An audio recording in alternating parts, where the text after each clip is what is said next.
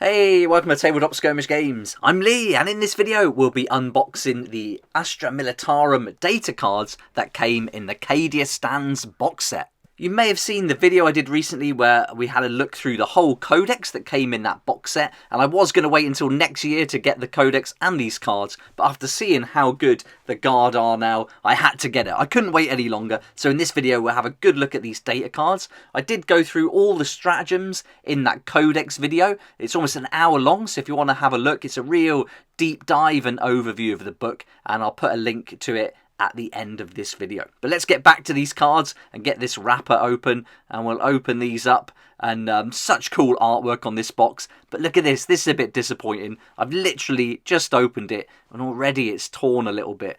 Since I've been doing the dice videos, I've really been scrutinising some of the Games Workshop products and noticing the quality is definitely coming down, which is a real shame. But anyway, we do have over an inch worth of cards to have a look through, and so, you know, I'm not worried too much about the box. It's what these cards contain and how they're going to add to the gameplay. So let's get started looking through all the different ones. And first up, we've got Armoured Fist, and this is a battle tactic stratagem. Then we've got Vengeance for Cadia. You're certainly going to recognise some of these from before, from the older codex, but there's some really good new ones in there. And the way you can layer these up now with some of the other rules from the codex, I think is just fantastic. Really, really great book. If you can get hold of a copy, I definitely recommend it.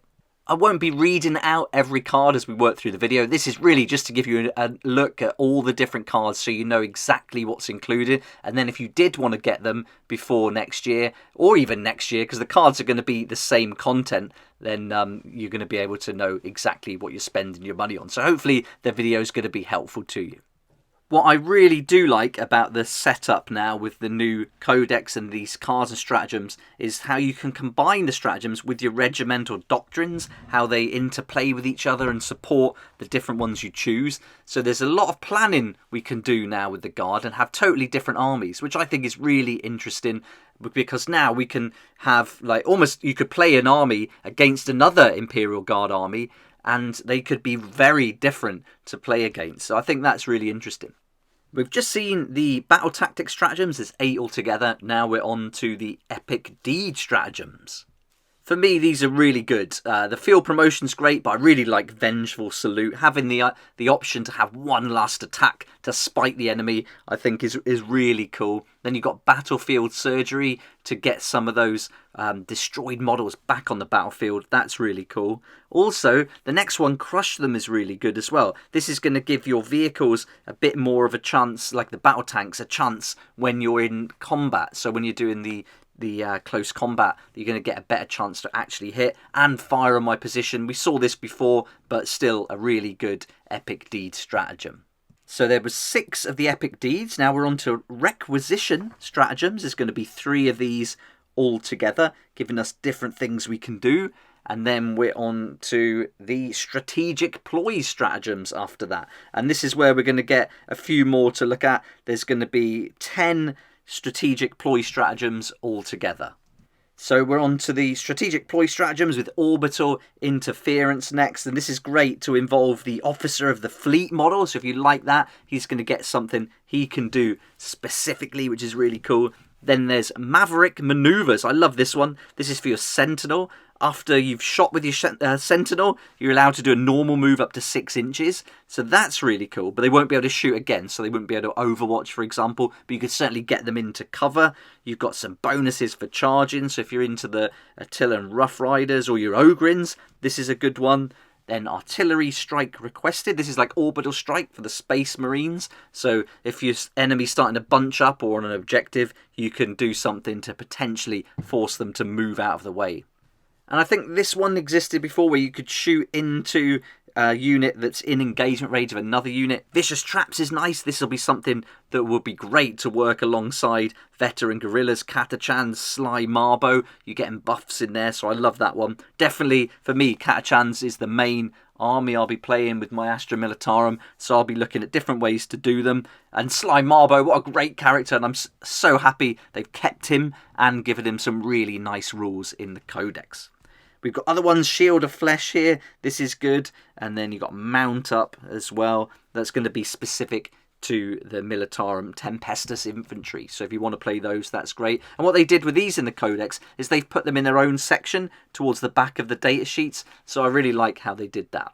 So we're getting through these stratagems. Next, we're on to the war gear ones. So the war gear ones, we're going to see 4 different stratagems altogether, and so far the backs of the cards have all been the same. So I think for the stratagems we're going to get the same logo, and then it's going to change once we start going into the Cyclana discipline and things like that.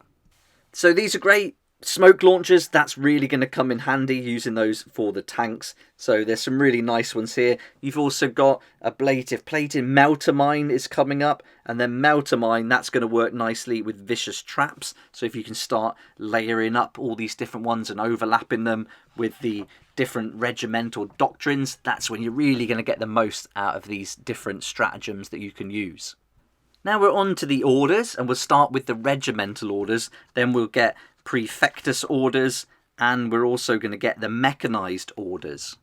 If you've played the Imperial Guard before, then these regimental orders are going to be familiar. They haven't changed that much at all. You've still got first rank fire, second rank fire, take aim, fix bayonets, take cover, move, and suppression fire there. So you've got 6 orders to choose from. Going to give you different benefits. And very self-explanatory. You know, fixed bayonets is going to give you some buffs when you're in close combat fighting. You're going to get take aim, so you're going to get addition to your armor penetration. Take cover is going to give you extra protection, things like that. So yeah, it makes a lot of sense. Move. That's going to get you some extra movement, and certainly with advancing, then you just basically move 6 inches. You don't have to roll, so that's really helpful, especially in the early rounds. Now, suppression fire could be pretty good if you use it at the right time. As long as you make an attack on another infantry unit, you're going to give them some negative effects on their attack roll. It's going to be subtracted 1 from it. So that's quite interesting too. But now we're on to Prefectus orders, and I think this is the best change really. And here we're going to get 6 orders for our commissars. So this is great. I like what they've done here. I've never really liked the commissars in the past. The idea of like shooting your own men just doesn't vibe with me at all. I don't like that. But I really like these. I think there's some really good orders in here. And this is going to definitely encourage me to start using the commissars more.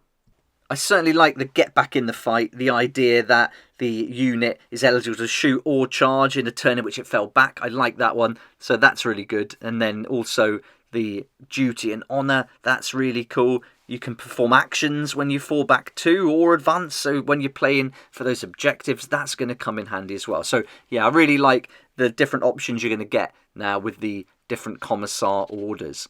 Now we're on to mechanised orders, and these are pretty close to, you got pound them to dust, full throttle, gunner's kill on sight. So if you've played these, very familiar. There's one here called blitz them, which I can't imagine using all that much. This is going to help you in the charge phase. You can add 1 to charge rolls, and if the unit makes a charge move, then you can select 1 enemy unit within engagement range, roll a d6, and then adding 1 to that roll if the unit has the Dozer blade, and then on a 4+, they're going to get D3 mortal wounds. So yeah, definitely better. There's something, a little bonus there for getting involved if you wanted to charge. So that could be interesting, could be useful. Still, I don't know if I'd use it that much. Maybe towards the later rounds when the enemy's closer, you might be forced into having to. I don't know. And then you've got pinning fire, which is quite similar to suppression fire, but you're reducing the movement characteristic of models in the unit now, instead of reducing their attack hit roll. Now we're on to the Cyclana discipline. You're going to get 6 cards here for this, and you can see the logos are changing now as well. We had different ones for our orders, now we've got different ones for the psychic as well. And I like that they've done some nice changes here. This is going to encourage me to use my psychic more, and I've got this orangutan that I use as my psychic with my catachans. I love that idea in the jungle, some crazy orangutan with massive eyes. I think is going to be really cool on the battlefield, and yeah, really looking forward to trying some of these out. I like the idea of Gaze of the Emperor and Psychic Maelstrom, really trying to get those mortal wounds in when we can. So this is going to be a nice way to do it. And the warp charge value for both is only 6, so really good chance you're going to get that. So yeah, I definitely like those 2 the most. And then the others are going to give some buffs. You're also going to have mental shackles to subtract some movement from the enemy as well. And so that's good. Potentially putting off the charges is nice. So that might come in useful. And that's a warp value of 6 as well. In fact, all of these are warp value 6, so nice and easy to remember. You're not going to have to muck around there. So yeah, straight up 6, really good. And the final cards to look at are the core stratagems. And now we're back to the same logo we saw on the stratagems at the beginning. And so these are going to be the basic ones that you can use for the army. So Desperate Breakout, you've got the reroll, that kind of thing. So certainly nothing new here. This is going to be very common across many of the armies. You've got the Emergency Disembarkation. And so all those, yeah, not new at all, I don't think. I don't think there's any changes on these. Fire Overwatch, 1 command point, use that once in the phase. So yeah, these ones are very common. I don't think there's anything really to say about these. But there we go. That's pretty much all the cards now from this card set. And I'm really glad I got the cards. You really don't need them if you've got the codex because they're all included in there. But I think if you've got certain ones you use a lot, it's really good to have them on the tabletop ready to go. And I think it's nice to have. It's really good to learn as well because you can just take one at a time, really focus on it and start layering them up and putting them together in little bundles for different tactics you want to play. So I really like that.